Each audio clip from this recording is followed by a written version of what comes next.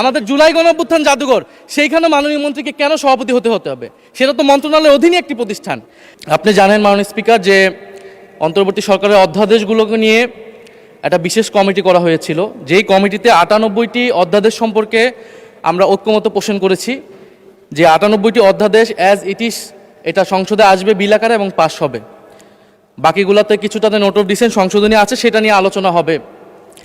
মাননীয় স্পিকার, এই জুলাই গণঅভ্যুত্থান স্মৃতি জাদুঘর বিল 2026 সেটা কিন্তু সেই 98টি অধ্যাদেশের একটি, যেটা নিয়ে সবাই ঐক্যমত ছিল, সরকারি দল বিরোধী দল, যে এই বিলটা যেভাবে অন্তর্বর্তী সরকারের সময় রচিত হয়েছে, গৃহীত হয়েছে, সেভাবে এটা পাস হবে। এখন আজকে যখন এটি পাস করার বা বিলটি উত্থাপনের সময় আসলো, দেখেন আধা ঘন্টা আগে একটা সংশোধনী দেওয়া হলো মাননীয় স্পিকার। এখানে সংশোধনী যে কেউ দিতে পারে মাননীয় স্পিকার। যে 98টাতে ঐক্যমত আমরাও করেছি, সেই 98টার প্রত্যেকটাতে আমরা আপত্তি এবং সংশোধনী দিতে পারতাম, কিন্তু এটা আমাদের মধ্যে একটা কনসেনসাস হয়েছিল যে এই বিলগুলো নিয়ে আমরা কোনো প্রশ্ন তুলব না। এ কারণে কিন্তু মাননীয় স্পিকার সেই সব প্রত্যেকটা বিলে কিন্তু আমরা হ্যাঁ বলেছি, আমরা ঐক্যমত দিয়েছি। কিন্তু সরকার দল আজকে এটা আপনার সামনে, এটা কিন্তু রাজনৈতিক সমঝোতা ভঙ্গ করা হলো, কনসেনসাস ভঙ্গ করা হলো। তাহলে এই বিশেষ কমিটি যেটা করা হয়েছিল, সেই কমিটিরই কোনো প্রয়োজন ছিল না। আমরা জানি সরকারি দল চাইলে যে কোনো আইন, যে কোনো বিল তারা উপস্থাপন করতে পারে, সংশোধনী আনতে পারে, পাশ করতে পারে, তাদের সেই মেজরিটি রয়েছে। বিরোধী দলের হ্যাঁ নায়ের আসলে এখানে কোনো মূল্য নেই। কিন্তু আমরা এখানে কেন আছি? আমরা এখানে আছি যাতে আমাদের আপত্তি থাকলে জনস্বার্থের বিষয়ে আমরা কথা বলতে পারি। সেই কথা বলার সুযোগও যদি না দেওয়া হয়, এই বিলটি যেভাবে দিনে দুপুরে একটা ছল চাতুরি করে, একটা জোচ্চুরির মাধ্যমে এই বিলটি সংশোধনী সহ পাশ করে নেওয়া হলো। মাননীয় স্পিকার, এটা আমরা প্রতিবাদ জানাচ্ছি।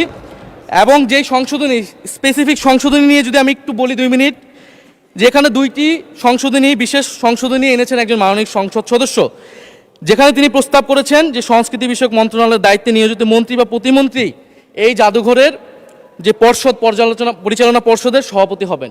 আগের সংশোধনীর আগের বিলটিতে ছিল যে একজন বিশেষজ্ঞ, সরকার কর্তৃক নিয়োজিত একজন বিশেষজ্ঞ সেটার প্রধান হবেন। এখানে কিন্তু সরকারই নিয়োগ দিবেন, কিন্তু সংস্কৃতি মন্ত্রণালয়ের অধীনে অনেকগুলো প্রতিষ্ঠান আছে, শিল্পকলা আছে, নজরুল একাডেমি আছে, বাংলা একাডেমি আছে, জাতীয় জাদুঘর আছে।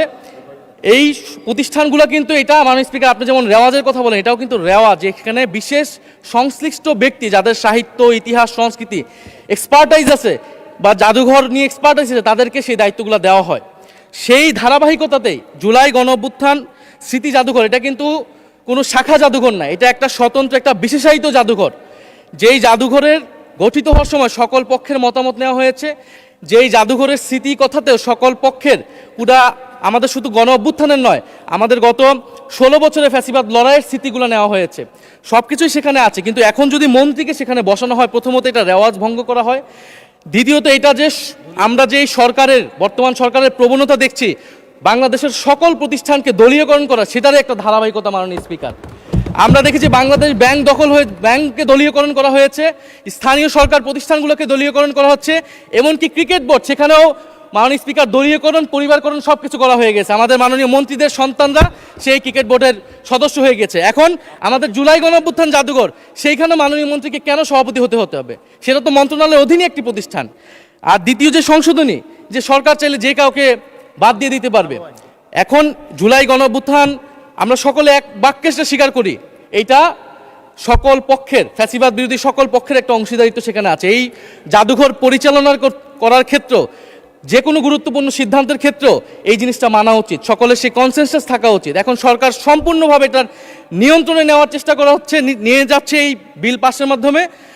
ফলে আমি আপনার কাছে এটার অনুরোধ জানাবো, আহ্বান জানাবো সরকারের প্রতিও, যে এই সংশোধনী বাদ দিয়ে এটা এখনই যেইভাবেই এটা বিল ছিল, যে ঐক্যমত হয়েছিল বিশেষ কমিটিতে, সেই অনুযায়ী যাতে এই বিলটি আবার পাস করার ব্যবস্থা করা হয়, বা সেই অনুযায়ী আইন অনুযায়ী ব্যবস্থা গ্রহণ করা হয় মাননীয় স্পিকার।